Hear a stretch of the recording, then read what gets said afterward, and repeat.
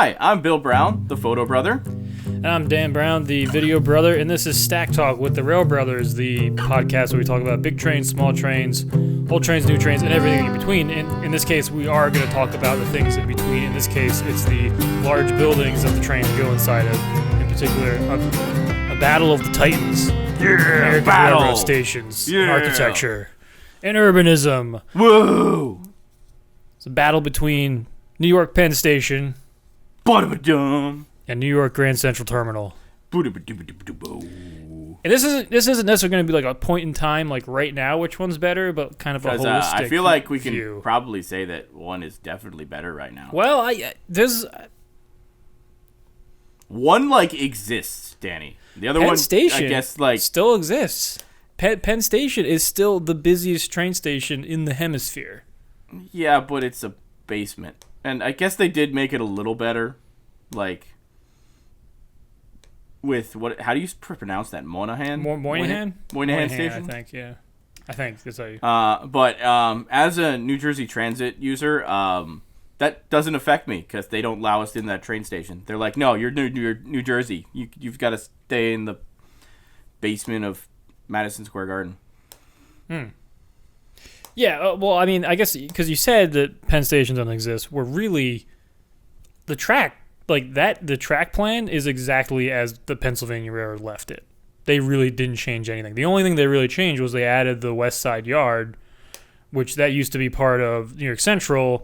They added a ramp to it so that you can get Long Island Railroad trains to go up there. That's as far as I can tell, that's about the only track plan difference. Besides from that, that's original Penn Station from the concourse down.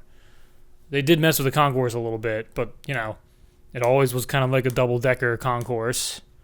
A lot of the original stairs are still there. Obviously, all the architectural goodness got chopped off, but in a lot of ways, that's what the Pennsylvania Railroad designed, is what's down there. Well, they didn't really design it very well, flow very well, did they? Yeah, so I think that's why I think this is a more interesting conversation, just saying, Grand Central's better because it looks better now, and Penn Station sucks because it doesn't look good and they chopped off the top of it. And full disclosure, we decided on this topic 5 minutes before we started recording because we just started arguing about this. So this is what's happening. You're getting I think this isn't prepped at all, other than Dan knowing way too much about stations. Yeah, I am. I do have some qualifications here. All right, let's hear them. I want to hear them. So I'm an architect. I know, but that's other it. people don't know. Really, I'm an architect. I teach architecture at a university, and I am a practicing professional and a part-time train nerd.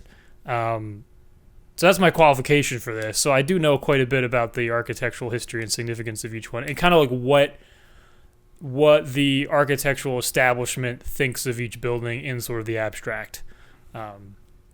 So architecturally, it seems like in my education, they taught us about Penn Station because of its architectural merits. So it was McKim, Mead, and White. It was a pretty important neoclassical building. They mostly touched on Grand Central not because of its architecture, but because of the preservation of it in contrast to Penn Station.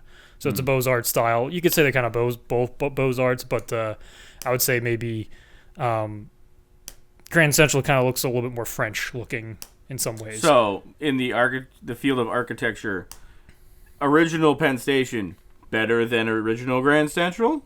Not original. I guess there was another. Yeah, I think the general consensus is that it's a more architecturally more interesting. So because the original Penn Station, the gates around it were modeled after the Let's see some Brandenburg. photos. Yeah. So the facades were basically McKim, Mead, and White designed Penn Station, and Grand Central. They're built almost the same time. They're within a couple years of each other. Let me just bring up pictures of original Penn Station. There you go. Ooh, look at this. This is a nice big picture. Ooh, holy crap. That is wow. Nice. All right, so this right here, right? Yeah, columns. We got essentially Doric columns. They kind of look Tuscan-ish, but this right here is basically the Brandenburg Gate. So let's pull that up. Brandenburg Gate. Ta-da! Brandenburg Gate. Yeah, I don't know how to spell. So basically, they were taking, in this case, it was McKim, of McKim, Mead, and White was designed. So he basically kind of took that sort of motif and sort of applied it here. And then just because it's America and we're, really rich and powerful at this point, this is the most powerful company in the world at the time.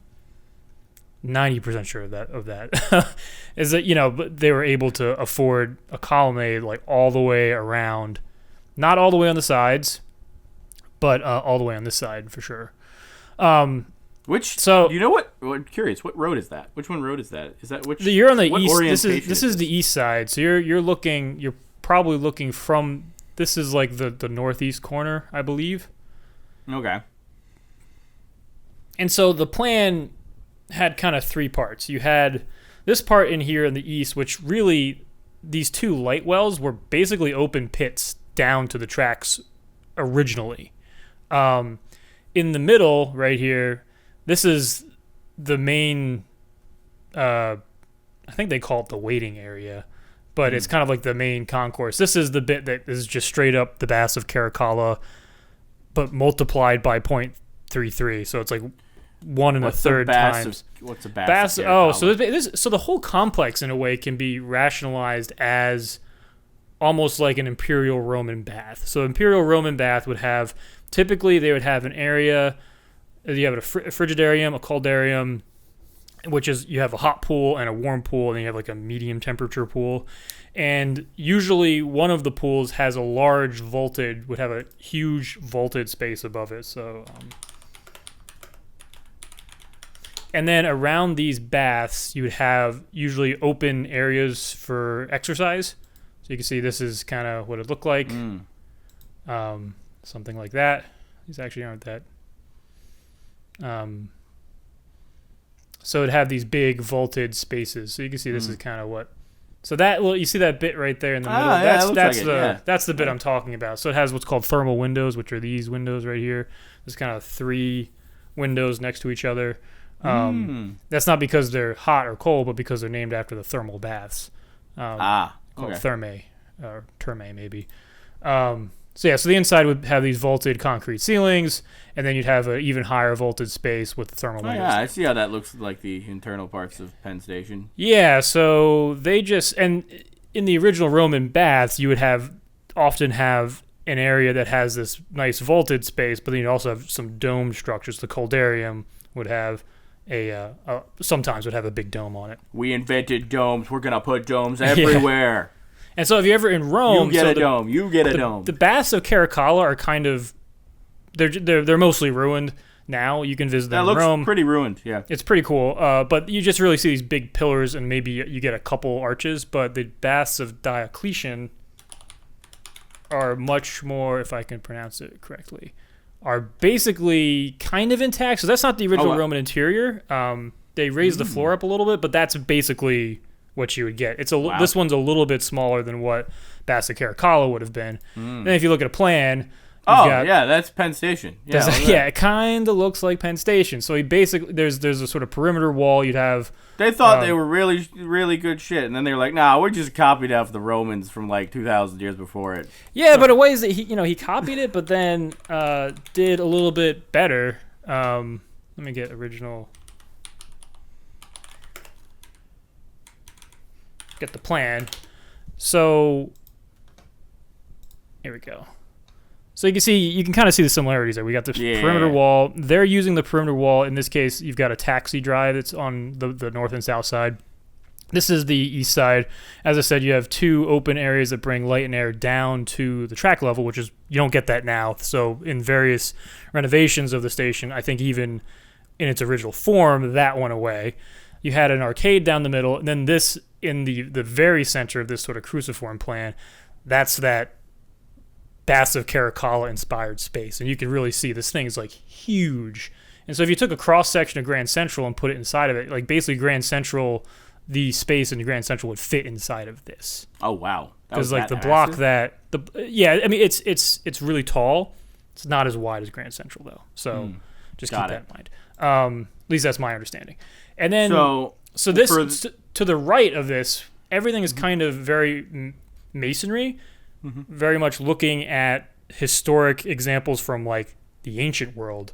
But then McKim, Mead, and White totally flips the script in the concourse here, and they dream up this much different concourse with it's light and airy. It has sort of like tracery steelwork going on, and is very much looking towards the glass and steel architecture that would come later in the 20th century with modernism. So it's this sort of nice bridging between classical world and kind of the inventiveness of that steel could give you and glass could give you.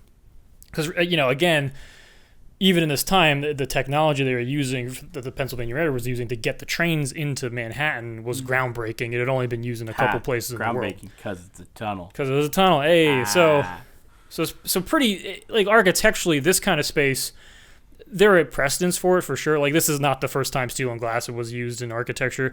But for a train station, this is one of the more glassy train stations that you get in this kind of era.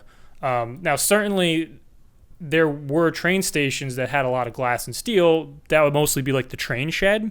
Yeah, that's what I was just thinking. And oftentimes in those examples, so like if we look at St. Pancras Station, for example, which is kind of one of the later big train shed buildings, you would have an architect would design the building in the front, and then an engineer/architect would design this train shed, and they were very disparate. They weren't necessarily cohesive.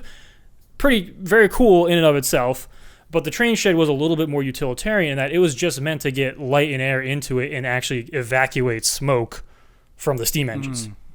Now, because Penn Station was going to be all electric, you're not going to have that smoke. So now this concourse can just be about an architectural experience.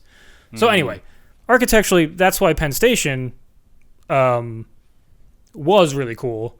Other little details that are in here is you can see they've got glass blocks. This is a common thing for earlier transit architecture that you can still see in some places is they've got glass blocks embedded into the concourse to let light through the floor.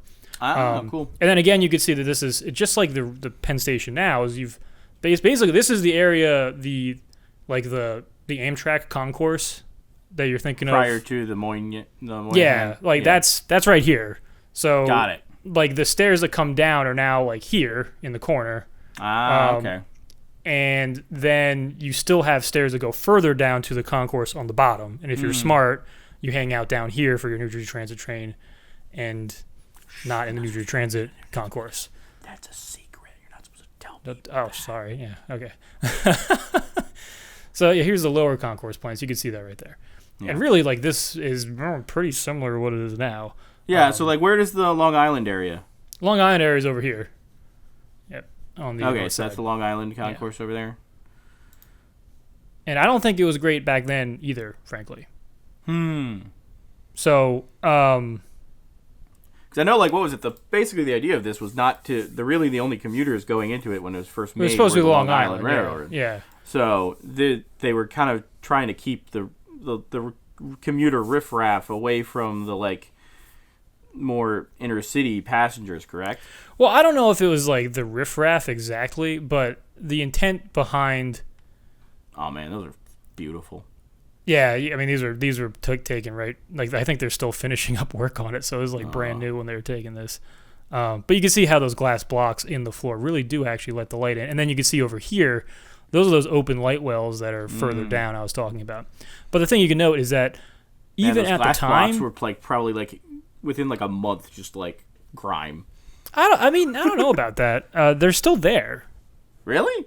Yeah, they just have a. Let me see if I can. I took a video of it. Let's see. All right, so I'm walking along.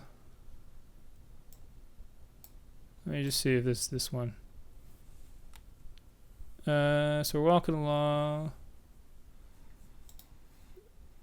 This is just what Danny does. So guys. this is you can see the rivets here. That's original places. Penn Station. I think it's like I don't even know. Is he explaining this to his wife, who is also an architect? I think I was doing it for this. Oh, okay, cool. So I was like looking forward to being like, oh, like maybe I'll do a YouTube video about Penn Station or something. Yeah, well, there which you is go. Definitely okay. Hang on, Can you hear me talking? Yeah. So on this one you could hear me talking. Yeah, I don't know why I couldn't do the other one. Oh, that's Yeah, weird. now you're off. Yeah. That's why it was really funny being like, you're just saying the same stuff. Yeah, that's funny. Oh, look right there. You can see it right there. You see it? Oh, the slatty things? That's where that's where the lights. That was glass, or maybe is glass, and just has like vinyl on top of it. Hey, that's just what you said right there. And so if you go around New York or Philadelphia, you'll still see that in certain places. Most of the time, yeah, you're right. The glass blocks probably got dirty or something. And they like put a flooring on top of it so you can't see it. Yeah. Anyway, so this might just end up being a Penn Station episode at the rate we're going. That's fine. We can do that. So you can see that work on the right with the diagonals. That's likely later renovations. When they added, and you see that stairwell? That's an original stairwell right there with the brass banisters. Not up to code these days, but looks nice. I don't think anything in this station's in the code. Like, look how definitely. The spacing on that station, that platform. So the platform. This is where I'm kind of like, I don't know. Is Grand Central better? I'm bringing it back. I'm bringing it back. That's what. Yeah, well, in a way, yeah, that's kind of what I was. Well, Penn Station moved. Well, hang on. As you can see here, the platform widths are not that wide, right? And that was intentional because originally Penn Station was supposed to be primarily for intercity traffic, where you'd have like a 20-car train, but because it's mostly sleepers, there's not actually that many people on it. And they've got luggage, and there's porters that are helping them with the luggage, so the train's really not in a hurry to get in or out. And it wasn't really intended, because when it was built, still most of the jobs were in downtown Manhattan. Midtown Manhattan wasn't as well established, for better or for worse, wow, you see this says Mary Cassatt? So Alexander Cassatt, her brother was the big driving factor behind Penn Station. So Mary Cassatt's a famous American impressionist painter. And I think she had at the time, at least in Philly, there was an exhibit on her at the PMA. Anyway, so nice little connection there. So in a way, Grand Central, I think the contrast between them, Penn Station is a lot newer, sort of track plan wise, than Grand Central. Like the first Grand Central, I think, was made in like, I don't know, the 1850s or something. Something like that. Here, you can I'll figure that out. Yeah, so I mean, the Grand Central we know of today, I think, is version 3 of Grand Central. There's like Grand Central Depot, Grand Central Station, and Grand Central Terminal. Yeah, if I remember correctly. And so because of that, the New York Central had a lot more time to develop the area around it. Because again, remember that especially when Grand Central came in, Midtown was like not developed really at all to the extent it is today. And then when the Pennsylvania Railroad came in, it definitely still downtown, the financial district, was where most of the jobs were. So that's why the Pennsylvania Railroad thought the most commuters would still be going into Jersey City and taking a ferry across, or taking one of their new tube trains on the Hudson tubes over to downtown Manhattan. But obviously people are lazy and like single seat rides, so if they were given the option, that was that. Yep. Let's see here. Why is it not telling me? And then sucks. There we go. Another obvious difference between Grand Central and Penn Station. The Penn Station, generally speaking, is a through station. All right. So here we go. Grand Central Depot is 1869, or like it was built in 1869. It was in a Second Empire style. Construction. It was that's what it was started on in 1869 and ended in 1871. We expanded a few times in 1895 and then 1900, with it then getting renamed Grand Central Station. And then after that 1902 crash that made it so you had to have electric trains in Manhattan. Let's see, it began in 1908. Yeah, and then they started building Grand Central in 1903. So I guess there was only one, but it just kind of got expanded a few times. Yeah, I mean, it's in the same more or less the same place, but they just Yeah. kept on redoing it. Yeah. But I guess my point is that the New York Central was there for a lot longer and was able to, I think, curate the buildings around it a little bit more. And Well, I think they owned a bunch of them, didn't they? Yeah, they owned. Yeah, so they basically built on top of their rail yard. Okay, so hang on. So Grand Central Terminal is a terminal station. Yeah. So all the tracks basically stop right there, and they have to reverse back and go back the other way. So because of that, Grand Central has like a billion tracks because it's a lot less efficient to do it that way than what they do at Penn Station, where you could run the trains in one way, run them out the other way, and then basically on either side of the station, in one case Sunnyside Yard, they can take the trains out there and turn them around and bring them back, or the Long Island Railroad can bring them up into a yard in the west side underneath all the Hudson yards and then turn them back the other way. So that's a big difference between the two. So that allows Penn Station to effectively, even though it has a lot less tracks, to effectively manage more, or at least a similar amount of trains as Grand Central does, even though Grand Central has like literally twice as many tracks. And it has 2 levels of tracks, which is pretty impressive. So Grand Central also has 3 levels of tracks now, or? Well, yeah, you could say because of East Side Access that it's got Yeah. 3 levels. Well, 4 levels of tracks in that case. Oh wow. That's Yeah, pretty because nuts. East Side Access has 2, I believe it's 2 levels of track in its own little like cavern thing. I say little, it's like massive. So yeah, in a way, Grand Central has 4 levels of track, and Penn Station only has 1. So that's a big structural difference. And then some of the things that I think makes Grand Central great, not from an architectural perspective, but just from like a people flow perspective, is they famously don't use stairs that much at Grand Central, so you can navigate all the ramps. levels with ramps. There definitely are stairs, like look, there's stairs right there. But you can navigate almost the whole thing without taking a stair. So the intended way was a ramp.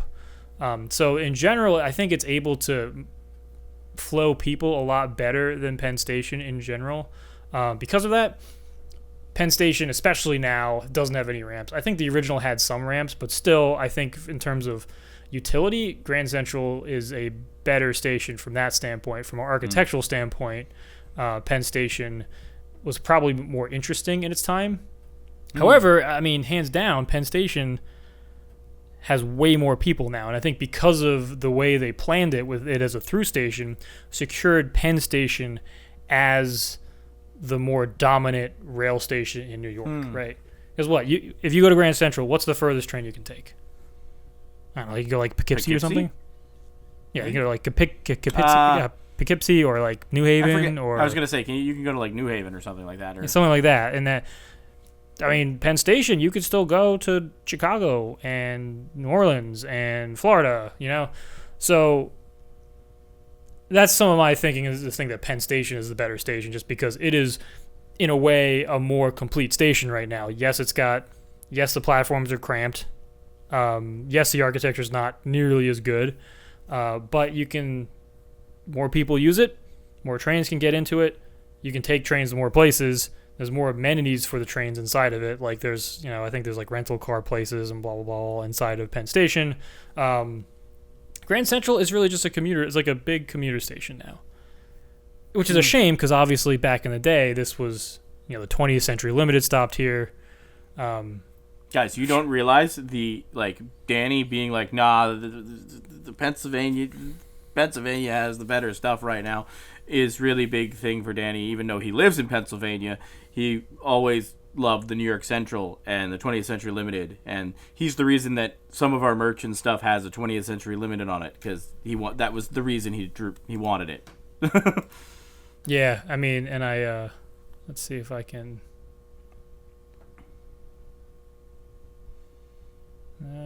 What are you looking for? Just photos of yourself? Yeah. Or your lovely wife? Well, there's this. Oh, which is yeah, fun. there you go. So this is the new Moynihan Hall. So I was fortunate enough to take Hickory Creek here, which I brought an N-scale version of Hickory Creek onto Hickory Creek. So there's the N-scale Hickory Creek.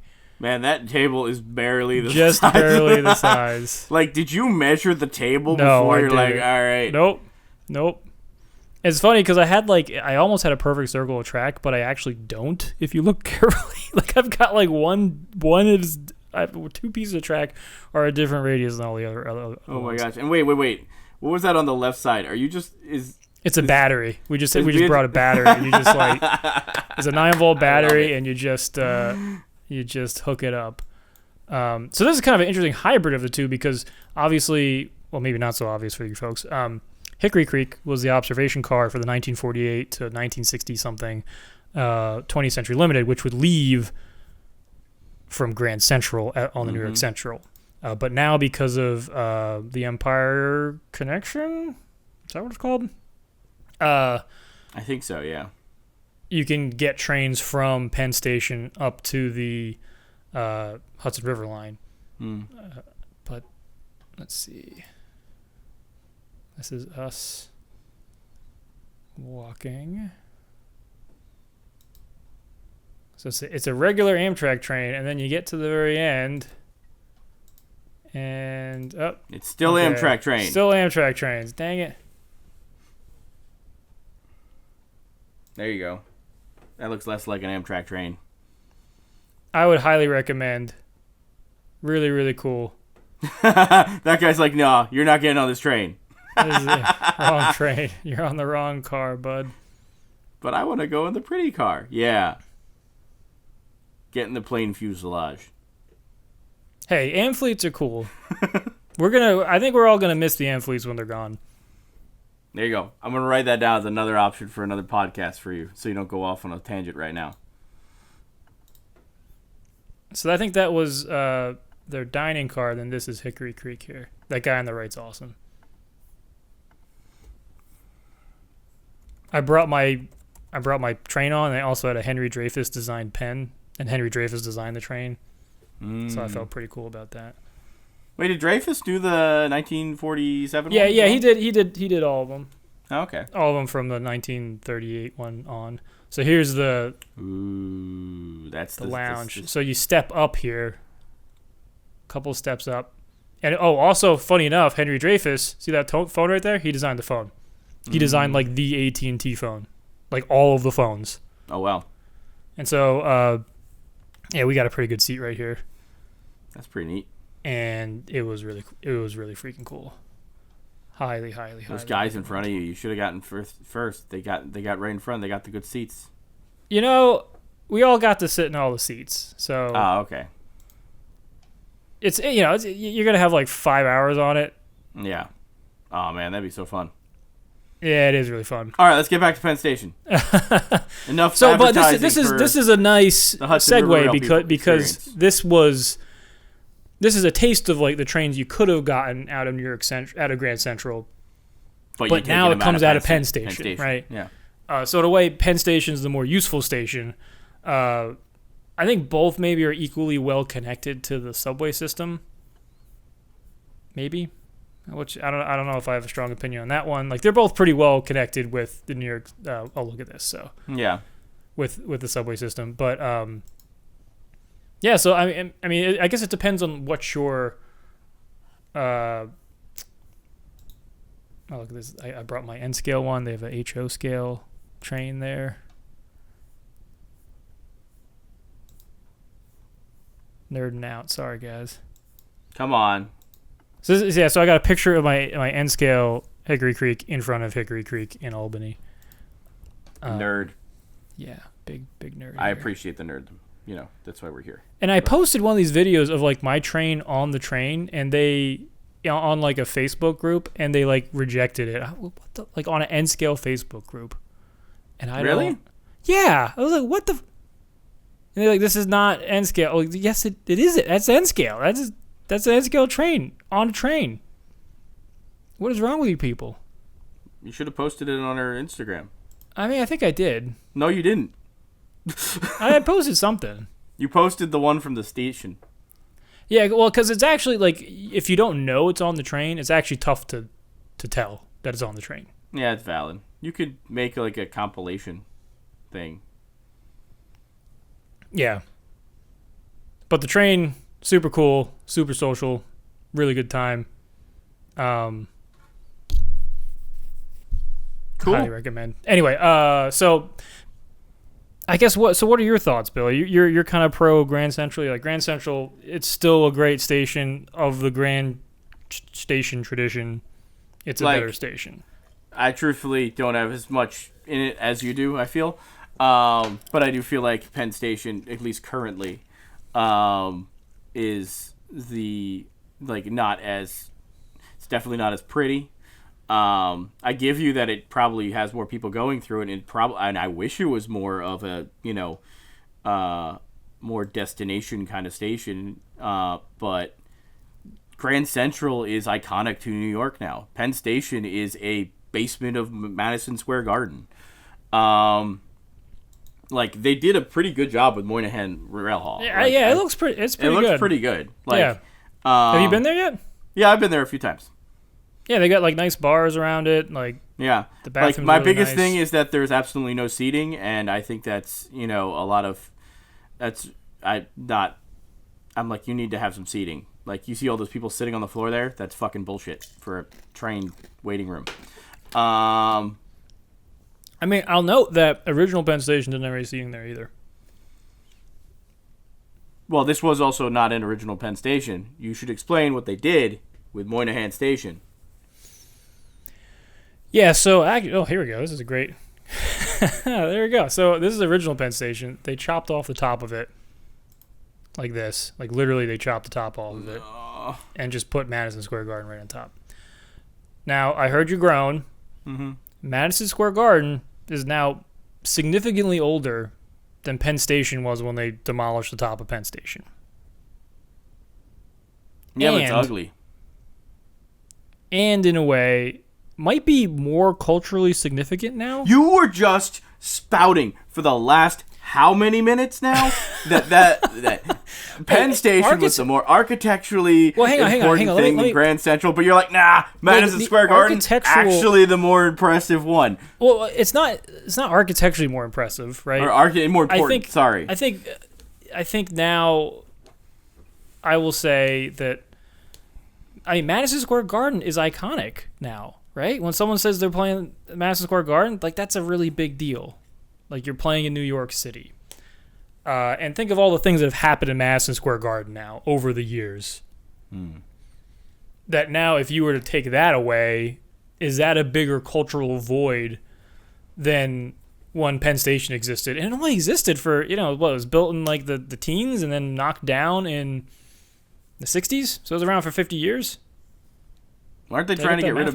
Isn't Madison Square Garden starting to show its age? Shouldn't they? So there's a chance that Madison Square Garden, they will not renew the lease on it, and then they'll have to move that somewhere else. I don't think it's ever going to happen. But, it would be cool. I think there's... But, you never think they're going to, renovate it in some way? Because, There have been some really neat proposals out there. One was basically hollow out Madison Square Garden, make it a gigantic volume for the train station. I saw that. But that one was really cool. But as I said, it's a difficult thing because, I think Madison Square Garden now is culturally significant. It's not necessarily architecturally significant. The architecture is fine. The structure of Madison Square Garden is actually interesting.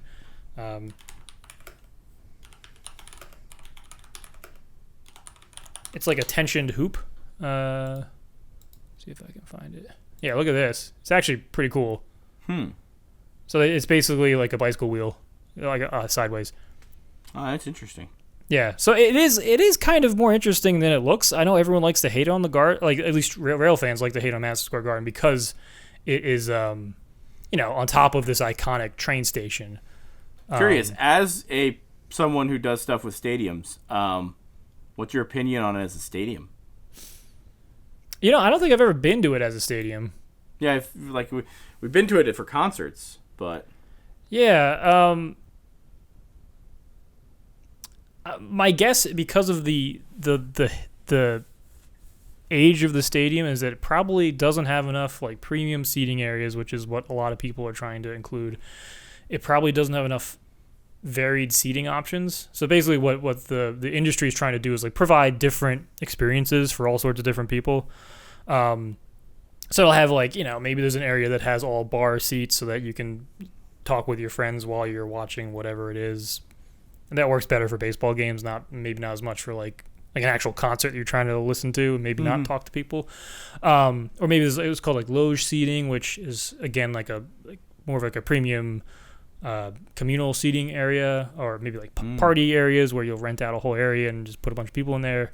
Maybe even standing room. So anyway, I suspect that as designed, there's not as many seating options as you might want in other arenas, but I don't really do arenas much. I more do like baseball stadiums. I was just curious. So. Yeah, so here's that proposal to basically hollow it out, which is pretty neat. That's a pretty cool idea, but as you said, now you kind of got me thinking, like, that is, like, in theory, an important space. Like, if they got rid of it, you'd have to replace the stadium and the theaters and stuff like that in there. Yeah, I mean, so again, there's the arena, and there's also a theater, and truthfully, like a Broadway theater in it. That does make an interesting thought of, like, it makes access to that stuff so easy for. Like, we've taken, what was it? I remember going to the Billy Joel concert there. Just you take the train in and you walk upstairs. Like, it's kind of great that way, but, it's also it's very convenient, but also I'm like, it'd be great if they didn't blow up a really beautiful station right above it. Yeah, I guess that's the thing. Like, there are other places where you could have put that arena, Yeah. Just like in Philadelphia where... But arguably, I'd probably argue, like, maybe having the stadium there is probably a better actually use of it than just building a massive, like, office tower and I think that's from just a station perspective, I think Penn Station is a more successful station because it's more used now. It's better connected. I think even in its day, you could take, like my statement was true, that you could take more trains to more places from Penn Station than you could from Grand Central. Are you sure about that? I'm so, I mean, obviously you could go to Chicago from Grand Central. You could probably go to Chicago, Detroit, Toronto, Montreal, Boston, that sort of thing. From Penn Station, you could go all the way to you could go. I think you could go to all of those probably except maybe Montreal. Maybe there wasn't a train that went to Montreal. Could you get to Boston from then at that point? Oh yeah, you can get to Boston. Yeah, I wasn't sure. Because remember the New Haven. Yeah, New Haven would go into Penn Station too. Yeah, but they also went into the Grand Central. They also went to Grand Central. Yeah. But from Grand Central, you could not go to Washington. That's a pretty freaking big deal. Valid. So, from just a train perspective, I think Penn Station Washington, you got what? Yeah, Washington. Yeah, so then Florida, the Pennsylvania Railroad just had a better route to more places, just because it's better connected. And it's unfortunate that the way they planned it basically left themselves exposed in the future to future development. Yeah. So McKim, Mead, and White argued furiously with Pennsylvania Railroad to not put a skyscraper on this lot. Yeah. And you could see that there's clearly 3 places you could put a skyscraper. Whereas Grand Central, basically always in the plan, they were going to stick 3 skyscrapers on here. And that's what they did. So they put the Pan Am building much later, but even behind that, you had a skyscraper right behind it, right off the bat. So in a way, they sort of planned it better. Now, I know it's a common trope that people say that, the Pennsylvania Railroad didn't plan the area around Penn Station as well as Grand Central. And I think it's partly true, but it does also discredit that they built things around it. So one of them was the post office, right? Which now that was a popular thing, that a railroad would come in, build a big new station, and they'd get some money from the post office because the trains, a lot of their profit, the passenger trains, was generated from the mail revenue. So they'd put the post office right next to the train station, so that the train that had the people in the mail could stop there, take care of everything. So if you look at New York had the post office right next to it. 30th Street Station had the post office right next to it. I believe Washington Union Station had the post office right next to it. I think Chicago did too, maybe not. But there's definitely a pattern where you have a big station, post office right next to it. But in addition to that, they built Hotel Pennsylvania, which has now been demolished, but at the time was basically the biggest hotel in the world, right across the street from it. McKim, Mead, and White did design that. McKim, Mead, and White also designed the other building the post office. But for some reason, I think just the area around Penn Station is like known as a tenderloin because they were buying the cheap land at the time to put the station there. It was always economically depressed and really has still been up until this day where, Grand Central has had really high-end skyscrapers sprouting up around it since it was there. Penn Station just never has had that much interest, even though it's better connected. So it is kind of interesting how that happened. And I think that's just the ramifications of buying the cheaper land to put the station in, is that neighborhood just never quite had the investment that the other ones had. Now, that's all relative because the New York market now is just like all of it's, if you're in Manhattan, it's just insane. But I was going to say, like, at this point, like, it's nuts because, like, you also have, like, right by Penn Station, you have the High Line, and I know that's being developed like hell. Yeah, and that's like now, but like the Hudson Yards, like really and Hudson Yards is like right there. Penn Station should Pennsylvania Railroad, if they had, if they had 50 years to develop the site like Grand Central did, they could have developed like that. However, on the counterpoint, is that they always had visions of grandeur for 30th Street Station. That basically never materialized. Like they were supposed to have, let me see if I can get a picture of it. These are all the modern ones, but they're all kind of similar where the idea was around 30th Street Station, there'd just be like a bunch of big office buildings marching along. And there's like that one. They basically only built one instead of a bunch. Oh, man, I don't think I'm going to be able to find a picture of it, but just, I guess... We'll trust you. Trust me on this one. And so since they didn't develop that as well, and they didn't develop Penn Station, maybe it just was that the Pennsylvania Railroad executives were not as interested in the real estate as... And maybe it's because, the Pennsylvania Railroad tended to have engineers as their presidents, and they were probably just like wanting to build cool stuff, which they did. They clearly did. Versus Cornelius Vanderbilt, which is like, make me that money, Make me that money, yeah. I was actually a steamboat guy, so like I don't even care. I just want money. Yeah. So Billy, what are your thoughts? Like, did I convince you either way? I think you kind of had me a little convinced. Like, I still think, obviously, that the more beautiful station right now is Grand Central. Yeah. Is it, like... I think it would be cool if more inner city trains went there to go in there. But I do agree that Penn Station is probably the more interconnected one. But I also see that it has a lot of things going wrong with it where it wasn't designed for that kind of use. Versus Grand Central really seems to have a lot of like commuter idea in mind in it. Versus they kind of split it. And I guess they split it in Grand Central too because they have the two levels, right? Yeah, the two levels. Yep. Yeah. Well, why don't we go through Grand Central a little bit and kind of go through that before you like. Make me making a decision on it when you haven't talked about Grand Central at all. Yeah. I think Grand Central's cool because it has the cool corners that you can whisper to each other in. So. Yeah. So look at these. Let me get a good picture of this. Man, look at that. Yeah. This is just one level of it, right? So there's a 4-track main line going all the way up Park Avenue, and that all got excavated. Probably around the turn of the century, right? You talked about that crash. Yeah, 1902, I think, or 1903. So they grade separated it. I think it was steam at one point, and because it was dark, there was a crash because of the smoke and everything. So then they electrified it, enlarged the yard, so you can see just how many. Look at so this is a New York City block. So literally, it's like 1, 2, 3, 4, 5, 6, 7, 8 blocks long and. I think this is just like one block wide, but a New York block is super wide. It might be like 1.5 actually, because I think Park Avenue is kind of weird, right? Yeah. But that's all to say that Penn Station occupies like a square like the other way. Yeah. Anyway, so this is one level, but you can see they're all terminal tracks, right?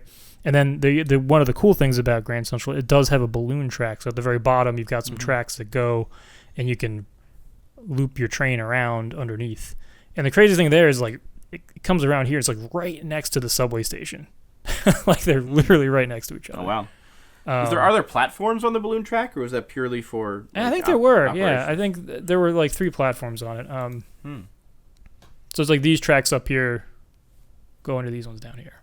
And then on top of that, there's 2 levels. Yeah. So just really crazy. And then they were able to engineer it so that you could plunk down all these skyscrapers on top of the entire thing. Which for some reason, it's still like I think all of when we were kids, even just a few years ago at Penn Station, there was still a void. There's an opening when you're going into Penn Station. I remember that, see up. That only recently got cleared up. So that's like it literally 100 years or more than 100 years after Penn Station was built that were they finally building on top of everything, which I don't know why that wasn't necessarily always the plan. They should have, in my opinion, I think that was an error on the Pennsylvania Railroad side, is that they maybe listened to their architect too much, or like, oh, we should have pure architecture. I don't think I've ever heard an architect say that before. Yeah, I mean, because sometimes I think maybe McKinn was a little selfish and didn't really think about the long term. He was trying to make this like a pure piece of architecture, and he succeeded, but also failed in longevity. Right? He didn't make a building that was going to be able to survive the economic realities of New York. Where the air rights, and he knew this at the time, the air rights to the building were incredibly valuable. Even though the skyscrapers were just being born. So so your theory is if he had made it so it was easier to build on that area, that they might not have actually demolished Penn Station and put Madison Square Garden to the right of it or something? Yeah, if they had built basically skyscrapers on this, right? Yeah. It would have been very difficult to, like, demolishing a skyscraper is really difficult. Really difficult. And, it takes almost as much money to demolish a skyscraper piece by piece that it does to actually build one, which is why Hotel Pennsylvania probably was it's like a 30-story, it was like a 20 or 30-story building. Took years to demolish because they had to take it down piece by piece. It was on top of railroad tracks. So it's not like you can just, like, strap a bunch of TNT to it and bring it all down, right? Yeah. So it had to be a very delicate process. So I think that if he was a little bit more practical with the plan, it wasn't like, oh my God, I want to make it look like Baths of Caracalla. It could have survived. Yeah, I think it could have. Interesting. So I think that's an example of an architect failing the client in a way, or really failing the city. Yeah, this is gonna sound really harsh, but like, wow, you're like, look, this started as like, nah, these guys are the best. These are like we study them in architecture school all the time. Now you're like, you failed this city. Well, yeah, because they did Columbia's campus, right? Like they did a bunch of that clearly were had a great master plan, right? Yeah. Filled in with like appropriately scaled buildings, right? Like, oh, yeah, look at that. And also this is basically the frigarium from a bath, a Roman bath, right? Dome. We just looked at.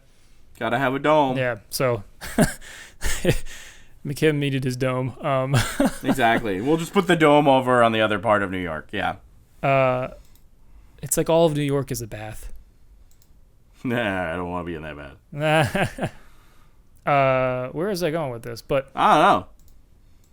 I think maybe I have now convinced myself that Grand Central's better. I don't know. I mean, like one hand, like Grand Central is more beautiful. It's probably better integrated into the urban, into Manhattan. Like how they're able to get the taxiway to go up. Yeah, that's really cool. Yeah, I know. Whenever you like watch something about Grand Central, they always talk about that, and I always dismiss it as being, it's kind of a cliche thing. Like, it doesn't really get used. It gets used a little bit, but if it's when you look at, so basically the taxis were supposed to come up here, and you'd get the taxis up here, and so it allowed Park Avenue traffic to go around Grand Central. But if we look at where's the floor plan? I had a floor plan, didn't I? Here we go. So you can see how much of the facade of Penn Station actually was devoted to just the taxiways. Oh wait, those they went in there. Yeah, so it's the cars that go whole, in there. You see, it's a drive down. Yeah, I guess were they cars at that point or like? Cause I don't know. Yeah, that's a good question. Were they carriages? Let me see if I can find a picture of that. I guess they were probably carriages, right? No, I think they were cars at that point. I don't think so. But the problem with that is that basically that means that this is the only facade that you can actually like walk into, and that the whole north and south side were basically just for car traffic, and that didn't really integrate well into the city that well. So, man, I'm talking my way into the Grand Central being better. So I think Grand Central is the better, like urban citizen, if you will.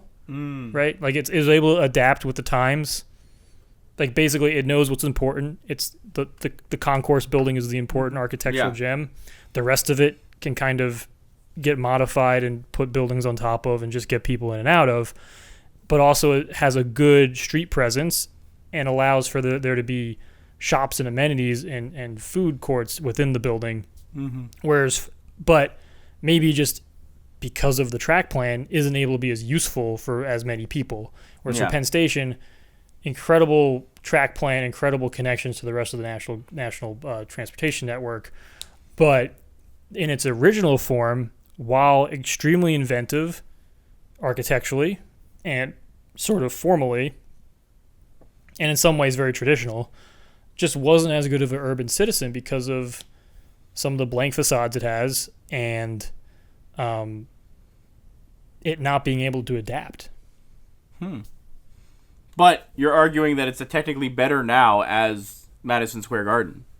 Yeah, in a way, Madison Square Garden made it more useful to more people. Which, if you think from a zoning perspective, you're trying to get the best and highest use out of every single parcel of land, to make it more useful to more people, and then also the side thing that is generate more money for the city and taxes. So by putting the stadium on top of it, you're getting better land use out of it. So it has We're gonna both. Get hate mail just for that specific sentence you just said. Basically, with Madison Square Garden, they're able to get a big arena and a skyscraper. Like there's a skyscraper on it too, and a Broadway theater. So I just think that I think McKim, Mead and White could have been a little bit more practical, and kind of ended up sabotaging their own work of art. Because look at this whole right area. Like, that's nothing. It's just nothing. It's just a hole. So they spent all this money to dig this hole out, and they had no provisions to put in like anything.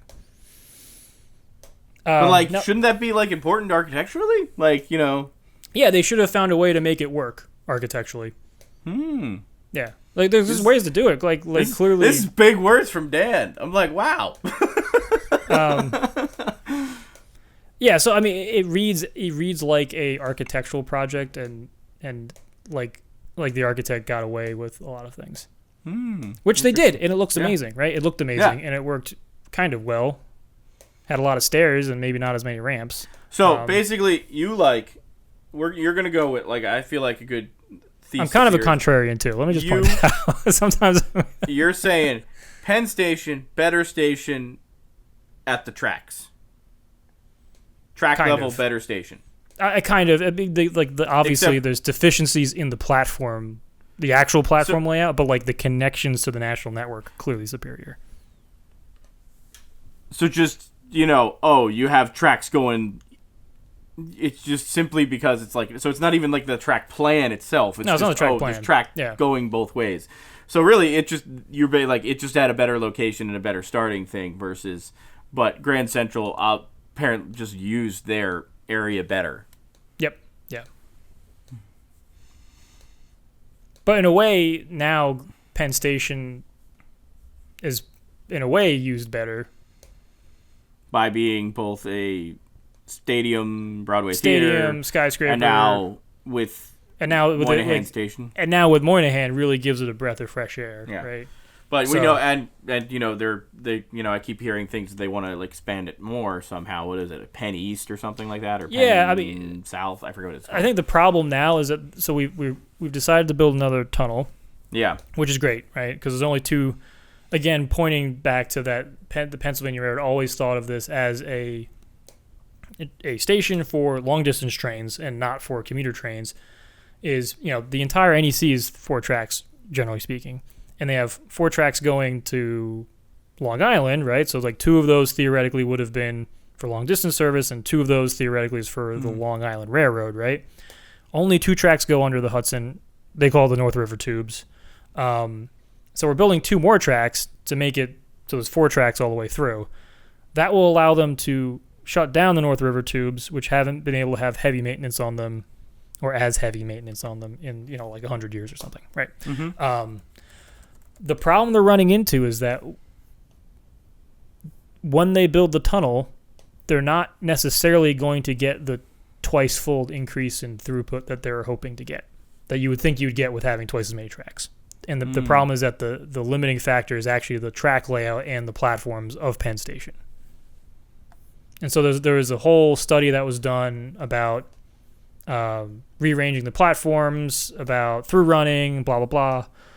And basically they said, at least my understanding, I haven't looked at it too closely, is that the best thing is to build some more platforms on the south side. Mm. Are they going to be run through platforms, or are they going to be? No, I think they're going to be. I don't know that actually. I know they were talking about stub end ones when New Jersey Transit was going to go alone with it. Yeah, my understanding is so. The problem with that was the Macy's basement scheme, is that would have been a deep level tunnel, much like the thing that is at Grand Central right now, right? Mm-hmm. And the problem with that is that the Grand Central East Side Access basically acts as a completely separate station, like it's not really connected at all. Yeah. And that would have been the same thing here, and so it meant that if New Jersey Transit built that plan, Amtrak wouldn't have had any redundancy at all. So the idea is that with this new plan, at least you're going to have redundancy, so you're not going to, shut down all the trains in New Jersey because someone pooped on the track or something. Yeah. So that's some of the issue. I think long term, if I could wave a wand, what needs to happen is that New York should do what Philadelphia did in the 80s. I knew this was coming. And should what? Connect Grand Central with Penn Station and just run trains straight through. So that'd be a big project. Be a big project, not that big. Really? They're not that far apart. Yeah, but they've every piece of infrastructure known to man between them. It's probably the most expensive real estate in the world. But all right, let's see. So yeah, Madison Square Garden right there. Madison Square Garden, and there's Grand Central. Not that far. Yeah. If I remember correctly, I don't know a bunch of subways also running between them, so that probably would also be an issue. Yeah, you'd have to run below or above them, right? So yeah, but aren't they right at track level in some spots, as you were mentioning? Yeah, so probably the easiest thing to do would be connect it with East Side Access. East Side, is that what it's called? I think so, yeah. Because that's already deep and it already goes beneath everything. That doesn't give you all the operational goodies that the other one does. I was gonna say, I think that almost makes it so it's not as good. Why are you doing it at that point? Well, it's just because you could run through trains, all the way through and give people in New Jersey access to the Grand Central area instead of having to take another train. But yeah, you're right. I mean, ideally, you would connect it somehow to the 4 tracks up here. Yeah, as I said, somehow are connected to these tracks. That's the idea of it, down right? here. Is if you want to connect the two together, is that you want to make it so trains can through run from the New York Central portion, going the Metro North area into Penn Station, and through Penn Station. So and basically what you'd have to do, if you just had it going to the East Side Access, that's depending on how you're accessing it, you're through running to Long Island again, which you already do. Yeah, and that's a good point. So the problem with through running in the Grand Central is you basically would have to somehow build tracks underneath the concourse in a way, right? So, which I think they kind of already do that with the loop. So maybe that would be you basically attach the loop tracks and have them so they start going down further and then get them under the subways. I'm sure people have looked into this. Yeah, I'm sure people have looked at it way more than obviously me talking for 5 seconds here. Yeah. But I mean, if there's a will, there's a way, and it'd certainly be a lot easier than building original Penn Station. Which just let's look at that. So original Penn Station was like, okay, let's build a line all the way from here, tunnel under everything here, buy up a strip of Manhattan all the way across essentially. It is nuts. And then build this, like holy crap. And then build another line all the way over to here. And then tell me that you can't connect the two. Well, if we had a bunch of... If we're going to compare ourselves to turn of the century, like we know that people did nuts stuff Americans. Back my boy, really, it's the zoning shit. It's all that kind of stuff that's going to be like, yeah, we can probably physically do it. It's just, can we physically do it for the right amount of money that doesn't piss so many people off? Whoever those people are, whether it's... And you know what I think would actually be a better use of, well, probably something you could actually do is put a tunnel here. Hoboken? Right, in Hoboken, and run it over through Manhattan somewhere. Like, figure out where, like, the best way to run it through. But, like, make a station in Manhattan, but it's a deep station. And then connect it up with, like, Long Island City here. So basically you'd have, like, a second... Or, sorry, not Long Island City. Connect it up with... where is it? Atlantic Terminal? Where the hell is that? Where's the Barclays Center? There we go. Barclays Center. So connect it up with Atlantic Terminal. Huh. There we go. Sorry about that. Atlantic Terminal to Hoboken. And then, like, basically have, like, a lower Manhattan station somewhere. You're crazy, Dan. You're crazy. Yeah. So that's, like, French RER style transit planning. I feel like that's what they were, like, trying to go with when they made the Oculus downtown. Yeah, that was a pissing contest between the two agencies down there. Yeah, it was just like, nah, we're going to do this. And I'm like... Yeah, because it was like, okay, so Path was going to make this crazy big, expensive building. Beautiful building. And then MTA was like, no, we want a nice, expensive building too. And they built their own expensive building right next to it. And honestly, I was there trying to navigate from here to get to the Shopper Special Vintage train or whatever. Mm-hmm. I got lost. And I'm like a freaking nerd about this stuff, and I could not get on the right train. So even though they built this extremely expensive building, it is still extremely confusing to get on the right train down there. Just because there's like, look at this. There's 1, 2, 3, 4, 5, 6, 7, 8. Yeah. 7, 8 different trains going different directions, and the platform's kind of confusing. Anyway. So with all that, what do you think of Penn Station? I still have regrets that I've never seen the original one. Like, I would love to have seen that. That was probably an amazing piece of architecture. I still think that they need to improve the way you get into it. They have definitely made a lot of that when you get in via Amtrak and you go into Moynihan Station. Very, very, very much better than it was 10 years ago. I'm still bitter because New Jersey Transit has to use the basement of Madison Square Garden. Yeah, I feel like for some reason the New Jersey Transit concourse in particular is terrible. Yeah, it's horrible. Like, it doesn't look bad, but it just functions. Like, they just shove people in there. Exactly. I'm just like, why? Like, why are you... This is why I'm like, Penn Station, you should be better. I think it's because I avoid that area that I'm always like, it's fine. Like, you try to avoid it, but like if you try to like get to the same things in Moynihan Station, you can kind of get to it, like because you can obviously see the trains on your app now, so you can be like, I'm gonna go on track 11, but like you can't actually. They don't let you down on the tracks from the station unless there's an Amtrak train down there. They sort of they do. They let you down there. No, not when you're in the concourse. You have to go to the other little concourse thing. You have to go to... You have to go to the little lit hallway to get down there. Yeah, I gotta... Do I have that here somewhere?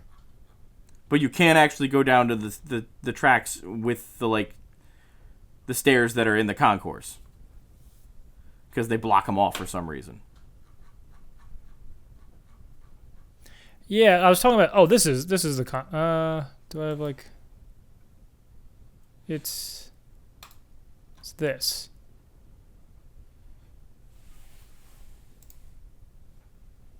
So you can go into this concourse, no problem. Yeah. Yeah, Look, the lit hallway. Is that actually his name? I don't know. That's what I call it. I think it's like 8th Avenue something or other. Like it's some kind of... Oh, just listen. Let's listen to old Dan.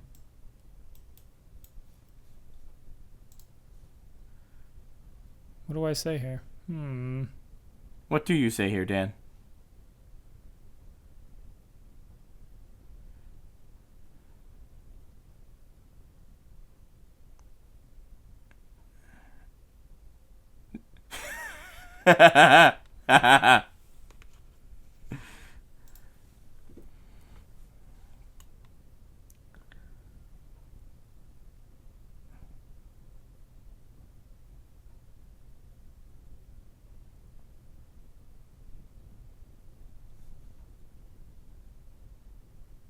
Yeah. Do you like my little play-by-play here? It's so good. Why didn't you post this? Well, I don't know what I would have posted it on. YouTube. We have a YouTube.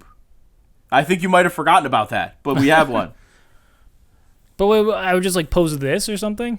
I don't know. Just put them all together. I guess like I mean I kind of. Or you can do it like a podcast. Well, we have this podcast. We like put them all in the podcast. But as I said, you can get to it from that little spot, which is that is allowed.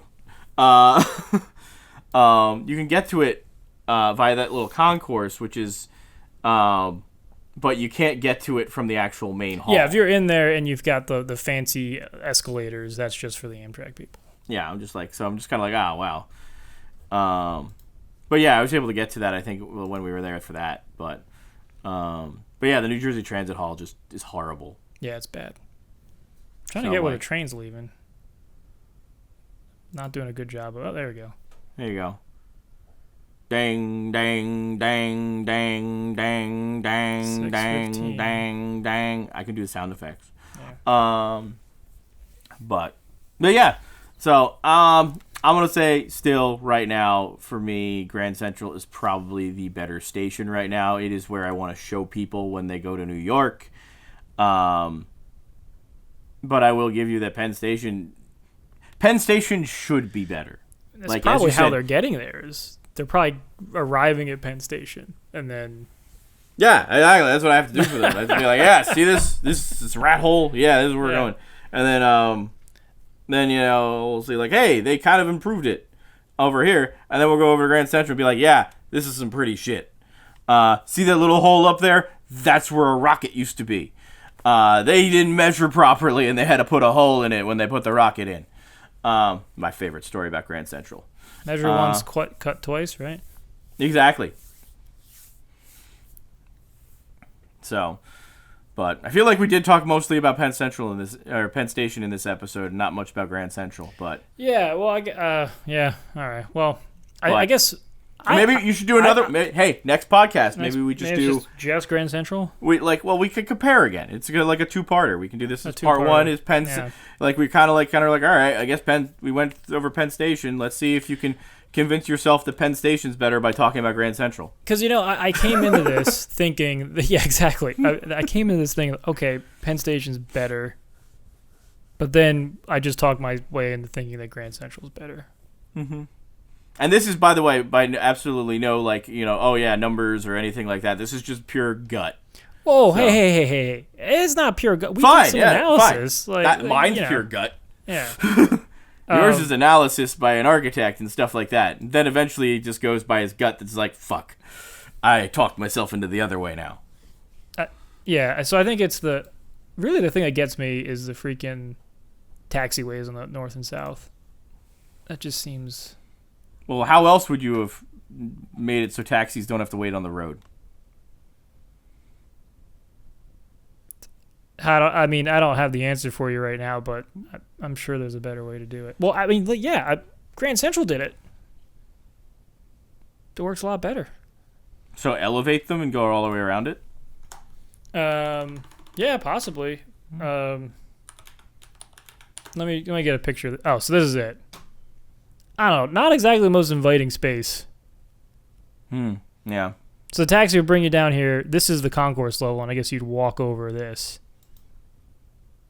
But basically, it means like there's no shops along that side. It's just going to be like kind of a blank wall. Yeah.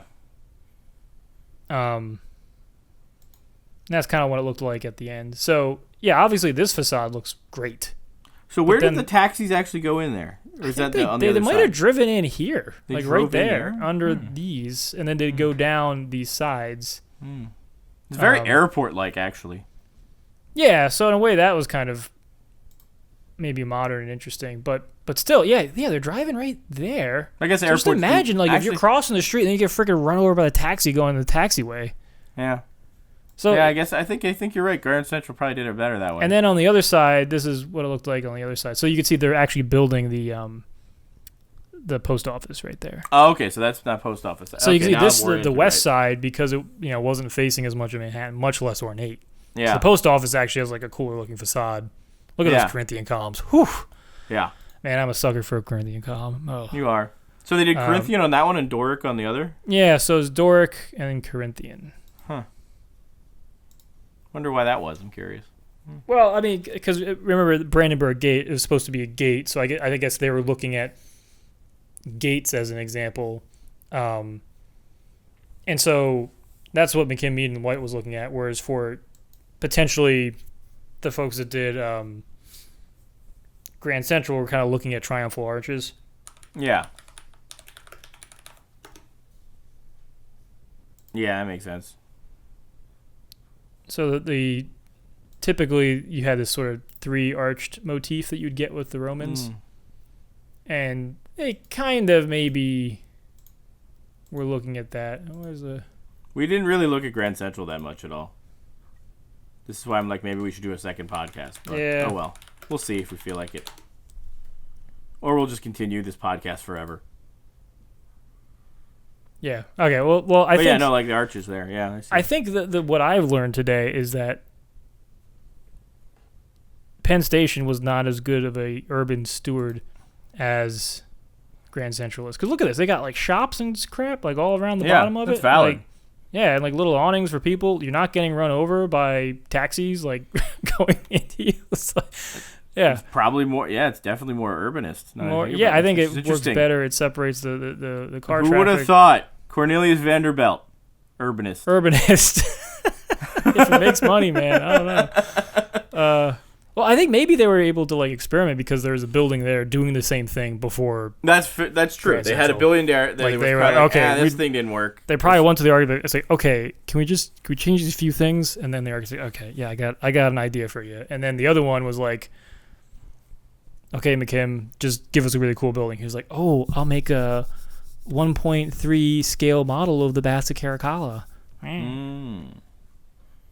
With cool stuff, like really neat glass architecture. There's the whispering. Yeah, my favorite spot.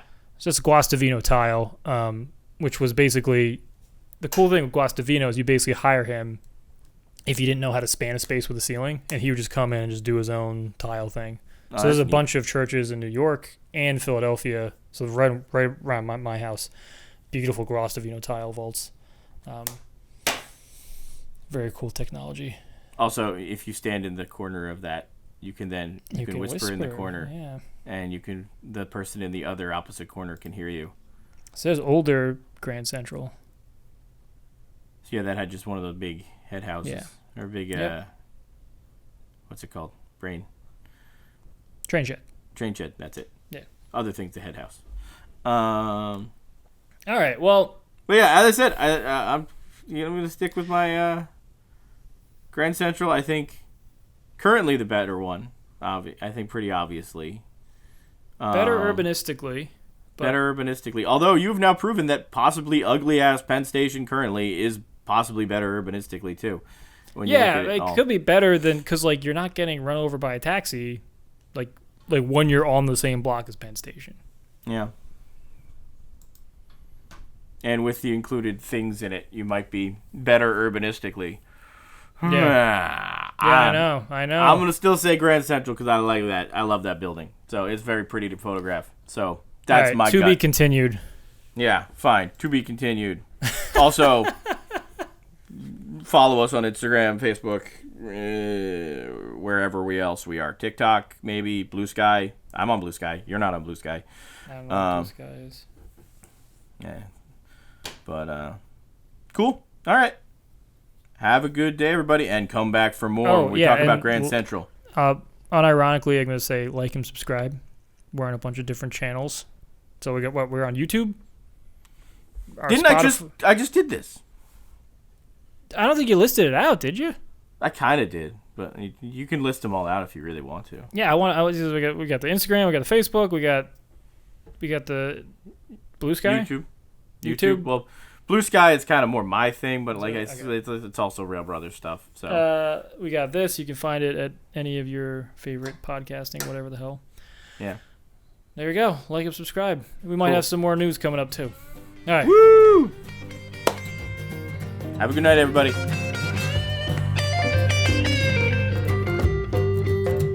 Recording stop.